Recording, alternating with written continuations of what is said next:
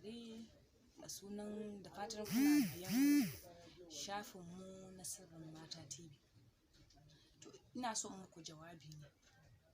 Kun ga yanzu ina tare da saurayi na. Yanzu kamar yanzu yanda na yi wanka haka. Kun gane ko? Idan ya fara shafa ni. Farko fa idan ya fara lasa min kan nonon nan fa.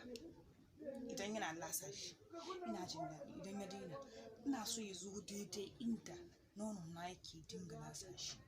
Daidai kuma cibiya kuma shi wannan already akwai mazan da suke son jita. Akwai kuma waɗanda ba su son jita. Idan ka fara lasa min cibiya wayyo Allah na kai wallahi ba za ku gane ba fa. Kar ka cuce ni kar in cuce ka. Ka bani daɗi in baka daɗi saboda daɗin zai haɗe ni in haɗe lokacin da zan yi wani abu